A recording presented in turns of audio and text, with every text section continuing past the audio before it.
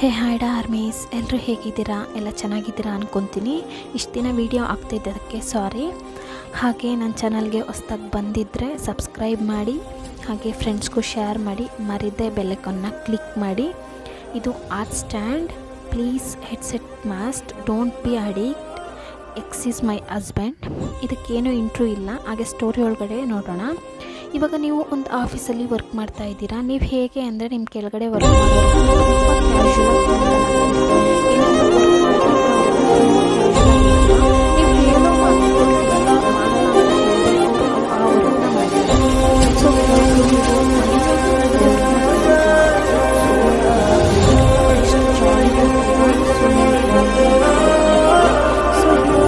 ವರ್ಕಲ್ಲಿ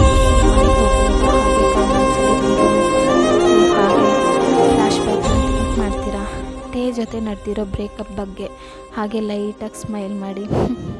ನನ್ನ ಲೈಫಲ್ಲಿ ಏನಾಯಿತು, ಯಾಕಾಯಿತು ಅನ್ನೋದೇ ಗೊತ್ತಿಲ್ಲ. ಅಂದ್ಕೊಂಡು ಹಾಗೆ ನಿಮ್ಮ ಫ್ಲಾಟು ಬರುತ್ತೆ, ನಿಮ್ಮ ಫ್ಲಾಟ್ಗೂ ಹೋಗ್ತೀರಾ. ಮನೆಗೆ ಹೋಗಿದ್ದೆ ಡೋರ್ನ ನಾಕ್ ಮಾಡ್ತೀರಾ, ಡೋರ್ ಓಪನ್ ಆಗುತ್ತೆ. ಓಪನ್ ಮಾಡಿದೆ ನಿಮ್ಮಮ್ಮ.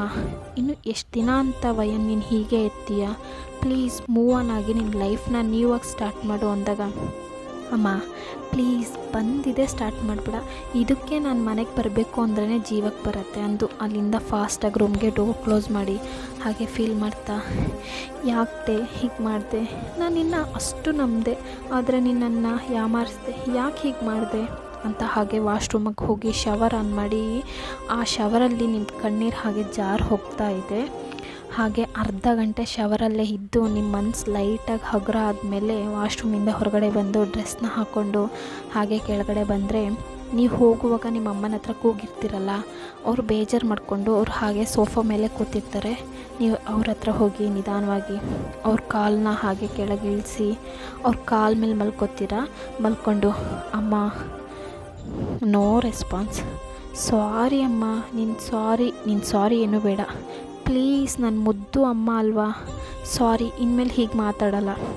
ಅಲ್ಲ ವಯನ್, ನಾನು ಹೇಳಿದ್ದು ನೀನು ಯಾವಾಗಲೂ ಹೀಗೆ ಇದೆಯಾ, ಮೂವ್ ಆನ್ ಹಾಗೆ ಹ್ಯಾಪಿಯಾಗಿರು ಅಂತ ತಾನೆ.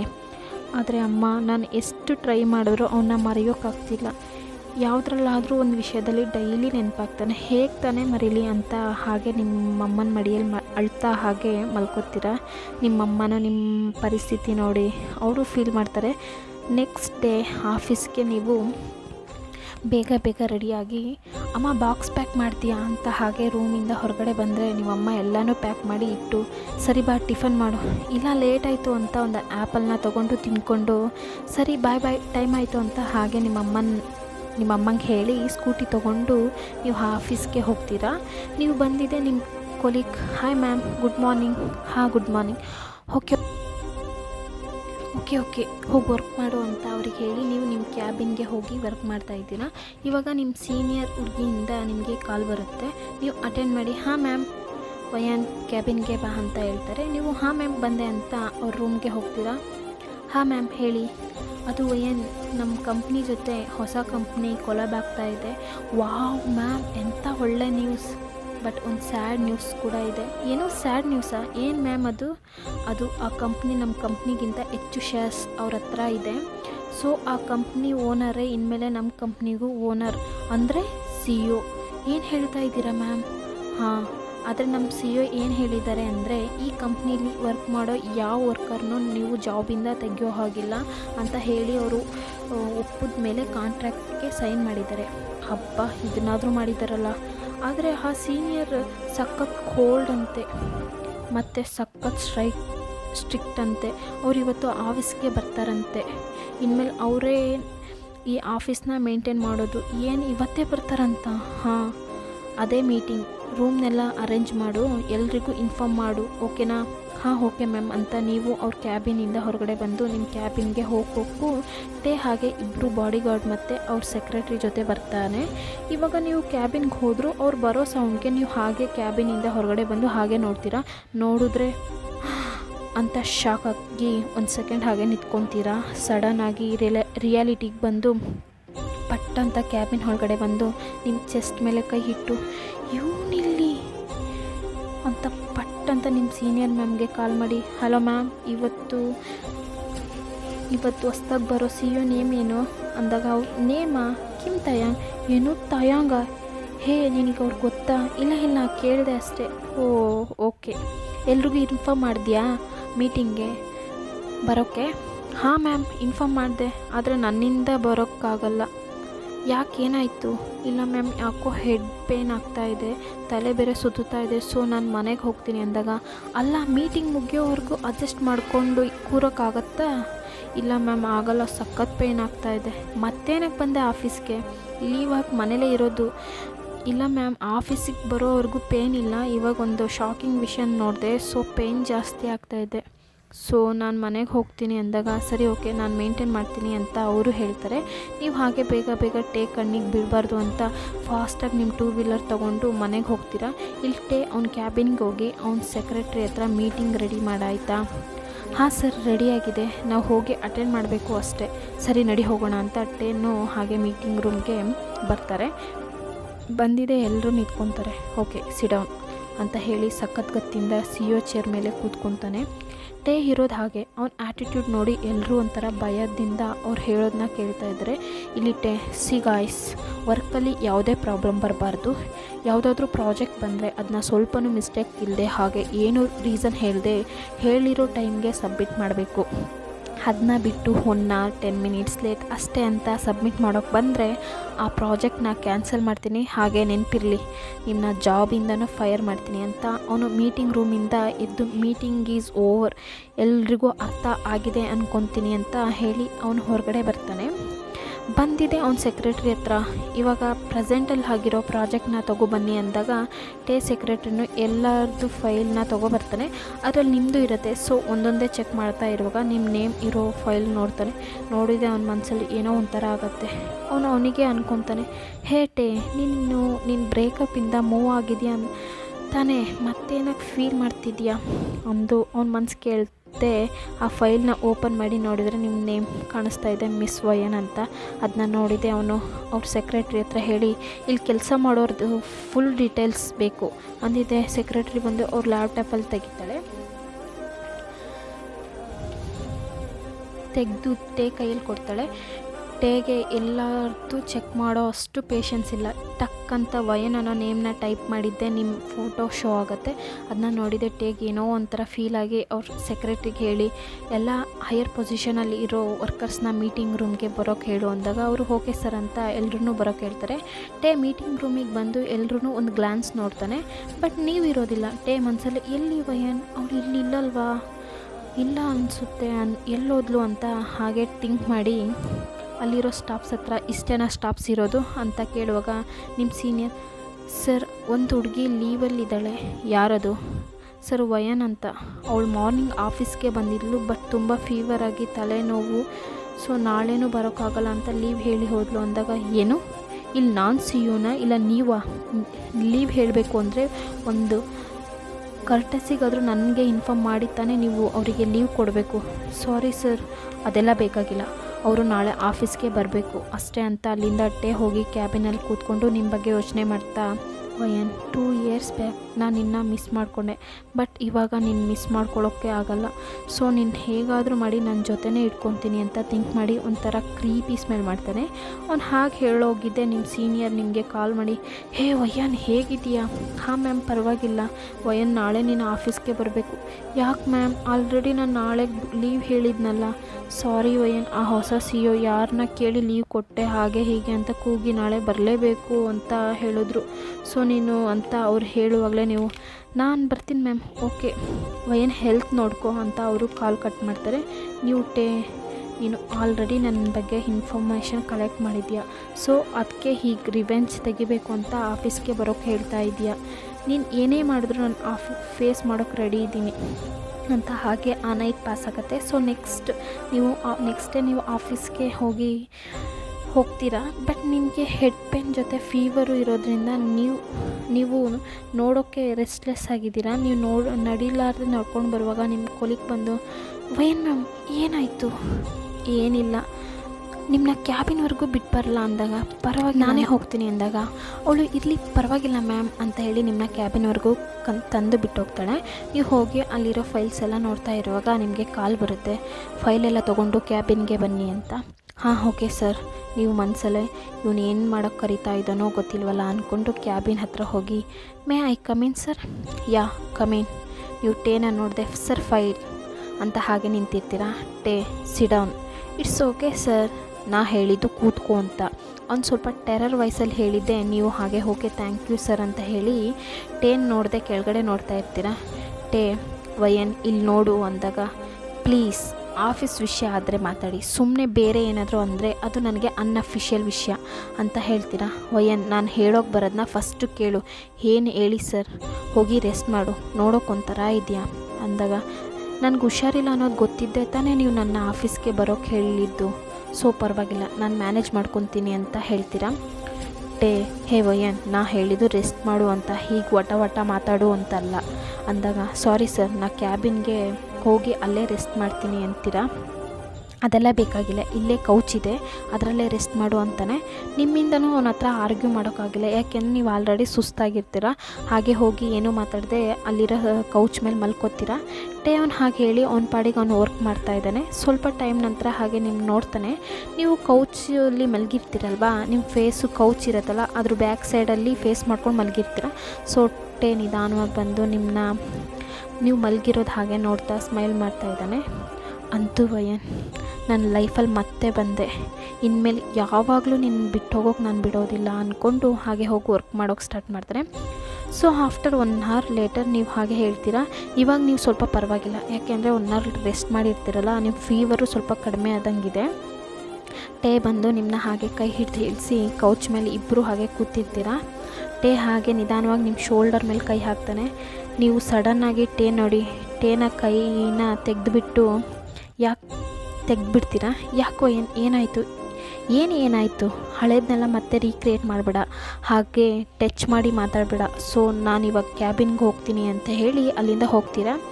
ಟೇಗೆ ನೀವು ಮಾತಾಡಿದ್ದು, ನೀವು ಅವ್ನ ಕೈ ಎಲ್ಲ ತಟ್ಟಿಬಿಟ್ಟಿದ್ದು ಸ್ವಲ್ಪ ಬೇಜಾರಾಗುತ್ತೆ. ಆದರೂ ಪರವಾಗಿಲ್ಲ ವಯನ್ ನಂದೇ ತಪ್ಪು ತಾನೇ, ನನ್ನ ತಪ್ಪಿಂದ ತಾನೇ ಇಷ್ಟೆಲ್ಲ ಆಗಿದ್ದು. ಸೊ ಅವಳನ್ನ ಸರಿ ಮಾಡಬೇಕು ಅಂತ ಹಾಗೆ ಥಿಂಕ್ ಮಾಡಿ ಹಾಗೆ ವರ್ಕ್ ಮಾಡೋಕ್ಕೆ ಸ್ಟಾರ್ಟ್ ಮಾಡ್ತಾನೆ. ಸೊ ಇವಾಗ ಹಾಗೆ ಟೈಮ್ ಸ್ಕಿಪ್ ಆಗುತ್ತೆ. ನೀವು ಇವಾಗ ಲಂಚ್ ಟೈಮ್ಗೆ ಲಂಚೆಲ್ಲ ಮುಗಿಸಿ ಮತ್ತೆ ಕ್ಯಾಬಿನ್ಗೆ ಬರ್ತೀರಾ. ಬಂದು 5 ನಿಮಿಷ ಮತ್ತೆ ಕಾಲ್ ಬರುತ್ತೆ. ಅಟೆಂಡ್ ಮಾಡಿದ್ರೆ ಟೇನೆ ವಯನ್ ನಿನ್ನ ಹತ್ರ ಮಾತಾಡಬೇಕು, ಕ್ಯಾಬಿನಿಗೆ ಬಾ ಅಂತ ಹೇಳಿ ಹಾಗೆ ಕಾಲ್ ಕಟ್ ಮಾಡ್ತಾನೆ.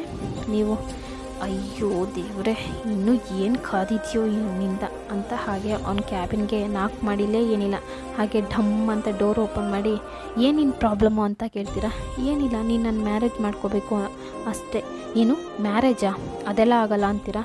ನೆನಪಿರಲಿ, ನೀನು ಈ ಕಂಪ್ನೀಲಿ 4 ವರ್ಷ ವರ್ಕ್ ಮಾಡ್ತೀನಿ ಅಂತ ಕಾಂಟ್ರಾಕ್ಟ್ ಸೈನ್ ಹಾಕಿದ್ಯಾ. ಇನ್ನು ವರ್ಕ್ ಬಿಟ್ಟು ಹೋಗ್ತೀನಿ ಅಂದರೂ ನಿನಗೆ ಹೊರಗಡೆ ಹೋದರೆ ಜಾಬ್ ಸಿಗದೆ ಇರೋ ರೀತಿ ಮಾಡ್ತೀನಿ. ಹಾಗೆ ಮಾಡಿದ್ರೆ ನೀನು ಹೇಗೆ ನಿನ್ನ ಫ್ಯಾಮಿಲಿನ ರನ್ ಮಾಡ್ತೀಯಾ ಅಂತ ಬ್ಲ್ಯಾಕ್ ಮೇಲ್ ಮಾಡ್ತಾನೆ. ನೀವು ಅವ್ನು ಹೇಳೋದು ಕೇಳಿ ಸ್ವಲ್ಪ ಹೊತ್ತು ಯೋಚನೆ ಮಾಡ್ತೀರಾ. ಹೇಗೆ ನನ್ನ ಮನಸ್ಸು ಇವನೇ ಬೇಕು ಅಂತ ಹೇಳ್ತಾ ಇದ್ದೆ, ಸೊ ಅಕ್ಸೆಪ್ಟ್ ಮಾಡೋಣ ಅಂತ ಥಿಂಕ್ ಮಾಡ್ತಾ ಇರ್ತೀರ. ಟೇ ಹಾಗೆ ಕೈಲಿ ಚಿಟಕಿ ತೆಗೆದು ಹಲೋ ಮೇಡಮ್ ನಿರ್ಧಾರ ತೊಗೊಂಡ್ರಾ? ಇಲ್ಲ ಸಂಜೆವರೆಗೂ ಟೈಮ್ ಕೊಡ್ತೀನಿ, ಥಿಂಕ್ ಮಾಡಿ ಹೇಳು ಅಂತ ಹೇಳ್ತಾ ಇದ್ದಾನೆ. ಹಾಗೆ ನೀವು ನನಗೆ ಓಕೆ ಅಂತೀರಾ. ವಾವ್ ನೈಸ್, ಹಾಗಿದ್ರೆ ನಾಡಿದ್ದೆ ನಮ್ಮ ಮದುವೆ ಅಂತ ನಿಮ್ಮ ಕೈನ ಹಿಡ್ಕೊಂಡು ಹಾಗೆ ಕ್ಯಾಬಿನಿಂದ ಹೊರಗಡೆ ಬಂದು ಎಲ್ಲ ವರ್ಕರ್ಸ್ ಹತ್ರ hey guys 1 minute listen to me ಅಂತ ಹೇಳ್ತಾನೆ. ಅವರು ಹಾಗೆ ವಯನ್ ಮ್ಯಾಮ್ ಕೈ ಹಿಡ್ಕೊಂಡಿರೋದನ್ನ ನೋಡ್ತಾ ಇದ್ದಾರೆ. ಸಿ ಗಾಯ್ಸ್, ನಾಡಿದ್ದು ನನಗೂ ವಯನ್ಗೂ ಮ್ಯಾರೇಜ್, ಎಲ್ಲರೂ ಬನ್ನಿ ಅಂತ ಹೇಳಿ ನಿಮ್ಮ ಕೈ ಹಿಡಿದು ಹಾಗೆ ಕರ್ಕೊಂಡು ಕಾರ್ಗೆ ಹೋಗ್ತಾನೆ. ಸೊ ಹಾಗೆ ಡ್ರೈವ್ ಮಾಡ್ಕೊಂಡು ನಿಮ್ಮ ಮನೆಗೆ ಸ್ಟ್ರೈಟಾಗಿ ಹೋಗ್ತಾನೆ. ಹೋಗಿ ನಿಮ್ಮ ಮನೆ ಡೋರ್ನ ನಾಕ್ ಮಾಡ್ತಾನೆ. ನಾಕ್ ಮಾಡಿದರೆ ನಿಮ್ಮಮ್ಮ ಬಂದು ಓಪನ್ ಮಾಡಿ ಟೇ ನೋಡಿದೆ ಶಾಕ್ ಆಗಿ ಒಳಗಡೆ ಬನ್ನಿ ಅಂತ ಟೇ ಕರೆದು ಕೂರಿಸ್ತಾರೆ. ಅವನು ಆಂಟಿ ನಿಮ್ಮ ಹತ್ರ ಒಂದು ವಿಷಯನ ಹೇಳಬೇಕು ಅಂತ ಹೇಳಿ ನಾಡಿದ್ದು ನನಗೂ ವಯನ್ಗೂ ಮ್ಯಾರೇಜ್, ಸೊ ನೀವು ಅಕ್ಸೆಪ್ಟ್ ಮಾಡ್ಕೊಳ್ಳಿ ಅಂತಾನೆ. ನಿಮ್ಮಮ್ಮನೂ ನೀವು ಇಷ್ಟ ದಿನ ಇದ್ದಿದ್ದು ನೋಡಿ ವಯನ್ಗೆ ಓಕೆ ಅಂದರೆ ನನಗೂ ಓಕೆ ಅಂತ ಹೇಳ್ತಾರೆ. ಸೊ ಮ್ಯಾರೇಜು ಏನು ಬರುತ್ತೆ, ಮ್ಯಾರೇಜು ಆಗುತ್ತೆ. ನೀವು ಕಾರಲ್ಲಿ ಹೋಗ್ತಾ ಇರುವಾಗ ಟೇ ಸೀದಾ ಅವ್ನ ಮನೆ ಹತ್ರ ಹೋಗ್ತಾ ಇದ್ರದ್ದು ನೋಡಿ. ಟೇ ಮನೆ ಹತ್ರ ಹೋಗಿ ಆಮೇಲೆ ಹೋಗೋಣ ಅಂತ ಹೇಳ್ತೀರಾ. ಏನಕ್ಕೆ ಅಂತ ಟೇ ಕೇಳ್ತಾನೆ. ಅದಕ್ಕೆ ನನ್ನ ಡ್ರೆಸ್ಸೆಲ್ಲ ತೊಗೊಬರೋದು ಬೇಡವಾ ಅಂತ ಕೇಳ್ತೀರಾ. ಅವನು ಅದೆಲ್ಲ ಬೇಕಾಗಿಲ್ಲ, ನಾನು ಆಲ್ರೆಡಿ ನಿನಗೆ ಡ್ರೆಸ್ಸೆಲ್ಲ ಅರೇಂಜ್ ಮಾಡಿದ್ದೀನಿ ಅಂತ ಹೇಳ್ತಾನೆ. ನೀವು ಸರಿ ಅಂತ ಹೇಳಿ ಕಾರಲ್ಲಿ ಸುಮ್ಮನೆ ಹೋಗ್ತೀರಾ. ಹೋಗಿ ಮನೆಗೆ ಹೋಗಿದ್ದೆ ಟೇ ನಿಮ್ಮನ್ನ ಒಳಗಡೆ ಕರ್ಕೊಂಡು ಹೋಗ್ತಾನೆ. ಹೋಗ್ತಿದ್ದಂಗೆ ರೂಮ್ಗೆ ಹೋಗಿ ಫ್ರೆಶ್ ಅಪ್ ಆಗು ಅಂತ ಬಿಡ್ತಾನೆ. ನೀವು ಫ್ರೆಶ್ ಅಪ್ ಆಗಿ ಅಲ್ಲಿರೋ ಕಬೋರ್ಡಿಂದ ಒಂದು ಡ್ರೆಸ್ ತೆಗೆದು ಹಾಕ್ಕೊತೀರ. ನೋಡಿದ್ರೆ ಅದು ಕರೆಕ್ಟಾಗಿ ನಿಮ್ಗೆ ಫಿಟ್ ಆಗುತ್ತೆ. ನೀವು ಅಂದ್ಕೊತೀರ ಇವನು ಹೇಗೆ ಕರೆಕ್ಟ್ ಸೈಜ್ನ ತೊಗೊಬಂದಿದ್ದಾನೆ ಅಂದ್ಕೊಂಡು ಹಾಗೆ ಟೇ ಹತ್ರ ಬಂದು ಟೇ ಅಂತ ಕರಿತೀರ. ಟೇನೋ ಏನು ಹೇಳುವ ಏನಂದಾಗ ನೀವು ಸರಿ ನನ್ನ ಸೈಜ್ ಡ್ರೆಸ್ ಹೇಗೆ ಕರೆಕ್ಟಾಗಿ ತೊಗೊಬಂದೆ ಅಂತ ಕೇಳಿದಾಗ ಅವ್ನು ಹಾಗೆ ಸ್ಮೈಲ್ ಮಾಡಿ ಅದಾ ನೀನು ಫಸ್ಟ್ ಟೈಮ್ ಆಫೀಸಲ್ಲೇ ನೋಡಿದಾಗ ಹಾಗೆ ಎಲ್ಲನೂ ಕಣ್ಣಲ್ಲೇ ಅಳತೆ ಮಾಡಿದೆ ಅಂದು ಕಣ್ಣಲ್ಲೇ ಅಳತೆ ಮಾಡಿದೆ ಅಲ್ವಾ, ಹಂಗಾಗಿ ಗೊತ್ತಾಯಿತು ಅಂತ ಹೇಳ್ತಾನೆ. ಹುಚ್ಚಿ ನೀನು ಈ ಥರ ಎಲ್ಲ ನೋಡ್ತೀಯ ಅಂತ ಹೇಳಿ ಪಟ್ಟಂತ ಅವ್ನ ಚೆಸ್ಟ್ಗೆ ಹೊಡಿತೀರಾ. ಟೇ ಹಾಗೆ ನಿಮ್ಮ ಕೈ ಹಿಡಿದು ನಿಮ್ಮನ್ನ ಹಗ್ ಮಾಡ್ಕೊತಾನೆ. ಟೇ ಬಿಡು ಬಿಡು ಅಂತೀರ. ಅವನು ಬಿಡದೆ ಇನ್ನೂ ಟೈಟಾಗಿ ಹಗ್ ಮಾಡಿ ನಿಮ್ಮ ಫೋರ್ಹೆಡ್ಗೆ ಅಂತ ಕಿಸ್ ಮಾಡ್ತಾನೆ. ಟೇ ಬೇಡ ಸ್ಟಾಪ್ ಮಾಡು. ಇಲ್ಲ ನಾನು ಮಾಡಲ್ಲ ಅಂತ ಹಾಗೆ ಕಿಸಸ್ನ ನಿಮ್ಮ ಐಸ್ಗೆ ನಿಮ್ಮ ಲಿಪ್ಗೆ ಹಿಡಿದು ಫೋರ್ಸಾಗಿ ಕಿಸ್ ಮಾಡ್ತಾ ಇದ್ದಾನೆ. ನೀವು ಹಾಗೆ ಅವ್ನ ಕಿಸ್ಸಸ್ನ ಫೀಲ್ ಮಾಡ್ತೀರಾ. ಅವ್ನು ಕಿಸ್ ಮಾಡ್ತಾ ನಿಮ್ಮ ಡ್ರೆಸ್ನೆಲ್ಲ ಹಾಗೆ ಸ್ಲೋ ಆಗಿ ರಿಮೂವ್ ಮಾಡ್ತಾ ಇದ್ದಾನೆ. ಆದರೆ ನಿಮ್ಗೆ ಅದೇನೂ ಗೊತ್ತೇ ಆಗಿಲ್ಲ. ಅವ್ನು ಕಿಸ್ ಮಾಡೋ ಫೋರ್ಸ್ಗೆ ಆ ಪೇಯ್ನಲ್ಲಿ ಟೇ ಮಾಡ್ತಾ ಇರೋದು ಗೊತ್ತೇ ಆಗ್ತಾ ಇಲ್ಲ. ಅವ್ನು ಹಾಗೆ ನಿಮ್ಮ ಡ್ರೆಸ್ನ ರಿಮೂವ್ ಮಾಡಿ ಆ ಡ್ರೆಸ್ ಹಾಗೆ ಫ್ಲೋರಲ್ಲಿ ಬೀಳುತ್ತೆ. ಇವಾಗ ನೀವು ಬ್ರೇಸರ್ ಮತ್ತು ಇನ್ನರಲ್ಲಿ ಇರ್ತೀರ. ನೀವು ಇವಾಗ ರಿಯಾಲಿಟಿಗೆ ಬಂದು ಟೇನ ತಳ್ಳಿ ನಿಮ್ಮ ಕೈನ ಕ್ರಾಸ್ ಮಾಡ್ತೀರಾ. ಟೇ ಏನು ಮಾಡ್ತಾ ಇದೀಯ ಅಂತ ಅವನ ಹತ್ರ ಕೇಳ್ತೀರಾ. ಟೇ ನಿಮ್ಮನ್ನ ಹಾಗೆ ನೋಡ್ತಾ ಇದ್ದಾನೆ. ಪಟ್ ಅಂತ ಹೊಡೆದು ಹೀಗೆಲ್ಲ ನೋಡಬೇಡ ಅಂತೀರಾ. ಅವ್ನು ಮತ್ತೆ ನಿಮ್ಮ ಹಗ್ ಮಾಡಿ ಹಾಗೆ ನಿಮ್ಮನ್ನ ಅಂತ ಕಿಸ್ ಮಾಡ್ತಾ ನಿಮ್ಮನ್ನ ಬೆಡ್ ಮೇಲೆ ತಳ್ಳಿ ನಿಮ್ಮ ಮೇಲೆ ಹಾಗೆ ಲೈಡ್ ಹಾಕ್ತಾನೆ. ಹಾಗೆ ನಿಮ್ಮ ಕಿಸಸ್ ಮಾಡ್ತಾ ನಿಮ್ಮ ನೆಕ್ನ ನಿಮ್ಮ ಐಸ್ನ ಜಾಲನ್ನು ಕಿಸ್ ಮಾಡ್ತಾನೆ ಇದ್ದಾನೆ. ಹಾಗೆ ಬೈಟ್ ಮಾಡ್ತಾ ಇದ್ದಾನೆ. ನೀವು ಅವ್ನು ಬೈಟ್ ಮಾಡೋ ಫೋರ್ಸ್ಗೆ ಅಂತ ಕೂಗ್ತೀರಾ. ನೀವು ಕೂಗಿದೆ ನಿಮ್ಮ ಲಿಪ್ ಓಪನ್ ಆಗುತ್ತೆ. ಆಗಿದೆ ಅವನು ಪಟ್ ಅಂತ ಬಂದು ನಿಮ್ಮ ಮೌತ್ ಒಳಗಡೆ ಟಂಗ್ನ ಬಿಟ್ಟು ಕಿಸ್ ಮಾಡೋಕ್ಕೆ ಸ್ಟಾರ್ಟ್ ಮಾಡ್ತಾನೆ. ಅವ್ನು ಮಾಡೋದು ನೋಡಿ ನೀವು ಟೆಂಪ್ಟ್ ಆಗ್ತಾ ಇದ್ದೀರಾ. ಅವ್ನ ಹೆಡ್ನ ಗ್ರಾಪ್ ಮಾಡಿ ಅವನಿಗೆ ಬ್ಯಾಕ್ ಕಿಸ್ ಕೊಡ್ತೀರಾ. ಟೇ ನಿಮ್ಮನ್ನ ಕಿಸಸ್ ಮಾಡ್ತಾ ಹಾಗೆ ನಿಮ್ಮ ಬ್ಯಾಕ್ ಸೈಡ್ ಹೋಗಿ ನಿಮ್ಮ ರೇಸರ್ ಹುಕ್ನ ಬಿಚ್ಚುತ್ತಾನೆ. ಹಾಗೆ ತೆಗೆದು ಕೆಳಗಡೆ ಹಾಕ್ತಾನೆ. ಹಾಗೆ ನಿಮ್ಮ ಚೆಸ್ಟ್ನ ಪ್ರೆಸ್ ಮಾಡ್ತಾನೆ. ನೀವು ಅವ್ನು ಪ್ರೆಸ್ ಮಾಡೋ ಇದಕ್ಕೆ ಅಂತ ಅಂದಿದೆ. ಅವ್ನು ಇನ್ನೂ ಫೋರ್ಸಾಗಿ ಕಿಸ್ ಮಾಡೋಕ್ಕೆ ಸ್ಟಾರ್ಟ್ ಮಾಡ್ತಾನೆ. ಅವ್ನು ಕಿಸ್ ಮಾಡ್ತಾ ನೀವು ಅವ್ನ ಶರ್ಟ್ನ ರಿಮೂವ್ ಮಾಡ್ತೀರಾ. ಟೇ ಚೆಸ್ಟ್ ನೋಡಿ ಹಾಗೆ ಇದ್ದು ಅಂತ ಟೇಗೆ ಕಿಸ್ ಮಾಡ್ತೀರಾ. ನೀವು ಕಿಸ್ ಮಾಡಿದ್ದು ನೋಡಿ ಟೇ ಹಾಗೆ ಸ್ಮೈಲ್ ಮಾಡ್ತಾನೆ. ನಿಮ್ಮ ಚೆಸ್ಟ್ನ ಹಾಗೆ ಸಕ್ ಮಾಡಿ ಕಿಸ್ ಮಾಡ್ತಾ ಇದ್ದಾನೆ. ನೀವು ಟೇ ಅಂತ ಮೂವ್ ಆನ್ ಮಾಡೋಕ್ಕೆ ಸ್ಟಾರ್ಟ್ ಮಾಡ್ತೀರಾ. ನಿಮ್ಮ ಮೂವಿಂಗ್ ಸೌಂಡಿಗೆ ಟೇ ಇನ್ನೂ ಟೆಂಪ್ಟಾಗಿ ಹಾಗೆ ನಿಮ್ಮ ಪ್ರೈವೇಟ್ ಪಾರ್ಟ್ ಹತ್ರ ಹೋಗಿ ನಿಮ್ಮ ಇನ್ನರ್ನ ರಿಮೂವ್ ಮಾಡಿ ಹಾಗೆ ಅಲ್ಲೊಂದು ಕಿಸ್ ಮಾಡ್ತಾನೆ. ನೀವು ಫುಲ್ ಮೂಡಾಗಿ ಟೇ ಪ್ಲೀಸ್ ಮಾಡಬೇಡ ಅಂತಿರುವ ಟೇ ಹಾಗೆ ನಿಮ್ಮನ್ನ ಪ್ರೈವೇಟ್ ಪಾರ್ಟಲ್ಲಿ ಫಿಂಗರಿಂಗ್ ಮಾಡ್ತಾಯಿದ್ದಾನೆ. ಟೇಯಿಂದನೂ ಕಂಟ್ರೋಲ್ ಮಾಡೋಕ್ಕಾಗದೆ ಬೇಬಿ ಲೆಟ್ಸ್ ಸ್ಟಾರ್ಟ್ ಅಂತ ಹೇಳಿ ಅವನು ಗಡ ಎದ್ದು ಅವನ ಪ್ಯಾಂಟು ಅವನ್ನ ಅಂಡರ್ವೇರೆಲ್ಲ ಹಾಗೆ ರಿಮೂವ್ ಮಾಡಿ ನಿಮ್ಮ ಪ್ರೈವೇಟ್ ಪಾರ್ಟಲ್ಲಿ ಇನ್ಸರ್ಟ್ ಮಾಡ್ತಾನೆ. ಸೊ ನಿಮಗೂ ಟೇಗೂ ಒಂದು ಹಾಟಾದ ಮೇಕೌಟ್ ಮುಗಿಯುತ್ತೆ. ಆಫ್ಟರ್ ಮೇಕೌಟ್ ನೀವು ಟೇ ಹತ್ರ ಏನಕ್ಕೆ ನನ್ನ ಮದುವೆ ಆದೆ ಅಂದಾಗ ನಿನ್ನ ಜೊತೆ ಲೈಫ್ ಲಾಂಗ್ ಮ್ಯಾಟ್ರ್ ಮಾಡೋಕ್ಕೆ ಅಂದಿದೆ. ನೀವು ಪಟ್ ಅಂತ ಅವನಿಗೆ ಚೆಸ್ಟ್ಗೆ ಹೊಡಿತೀರಾ. ಮುಚ್ಕೊಂಡು ಹೇಳೋ ಏನಕ್ಕೆ ಅಂತ ಅಂದಾಗ ನಿನ್ನ ಜೊತೆ ಲೈಫ್ ಲಾಂಗ್ ಹ್ಯಾಪಿಯಾಗಿರಬೇಕು ಅಂತ ಅಂದು ಸಾರಿ ವಯನ್, ಅವತ್ತು ನನ್ನಿಂದ ತಾನೇ ನೀನು ಬ್ರೇಕಪ್ ಮಾಡಿದ್ದು. ಮತ್ತು ನೀನು ನನ್ನ ಬಿಟ್ಟು ಬೇರೆ ಹುಡುಗಿನ ಹಗ್ ಮಾಡಿ ಕಿಸ್ನ ಅದು ನನ್ನ ಮುಂದೆನೇ ಮಾಡ್ತಾಯಿದ್ದೆ. ವಯನ್ ಅವತ್ತು ನಾನು ಡ್ರಿಂಕ್ಸ್ ಮಾಡಿದ್ದೆ. ಸೊ ನೀನು ಅಂತ ಆ ಹುಡುಗಿ ಕಿಸ್ ಮಾಡಿದೆ. ಟೇ ಇದೇ ಲಾಸ್ಟ್.